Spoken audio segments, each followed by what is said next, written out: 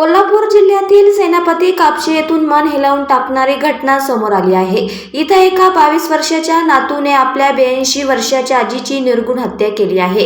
कर्ज फेडण्यासाठी आजीने पैसे न दिल्याच्या रागातून आरोपीने हे धक्कादायक पाऊल उचललं आहे। आजीची हत्या केल्यानंतर आरोपी तिचे दागिने घेऊन पसार झाला होता। मात्र पोलिसांनी घटनेची उकल करत नातूला बेड्या ठोकल्या आहे। गणेश चौगुले असं अटक केलेल्या आरोपीचं नाव आहे, तर सगुना तुकाराम माधव असं हत्या झालेल्या 82 वर्षीय आजीचं नाव आहे। आरोपी गणेश हा मृत आजी सगुना यांच्या मुलीचा मुलगा लागत होता। त्या सेनापती कापशी येथील भोई गल्लीत एकट्याच राहत होत्या।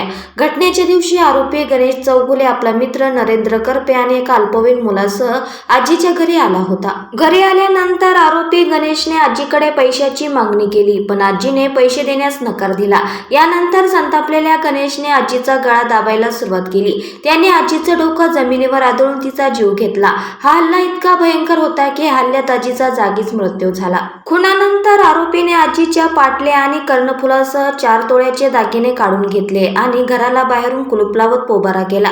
रात्री उशिरापर्यंत आजीची हत्या झाली याची कुणालाच कल्पना नव्हती। दरम्यान रात्री 8:30 वाजता आजी सगुना यांच्या सुनबाई सुनंदा माधव ह्या जेवण घेऊन घरी आल्या। यावेळी घराला बाहेरून कुलूप लावल्याचं दिसून आलं। सुनंदा यांनी आसपास आजीचा शोध घेतला, पण त्या कुठेच आढळून आल्या नाही। यानंतर सुनंदा यांनी याची माहिती पती पुंडलिक यांना दिली। पुंडलिक यांनी घटनास्थळी धाव घेतली। त्यांनीही आजूबाजूला शोधाशोध केली, पण आजीचा काहीच थांगपत्ता लागला नाही। शेवटी संशय आल्यानंतर त्यांनी घराचा दरवाजा तोडला। यावेळी घरात आजी मृतावस्थेत आढळून आल्या। या प्रकरणी मुरगुड पोलीस ठाण्यात गुन्हा दाखल करण्यात आला आहे।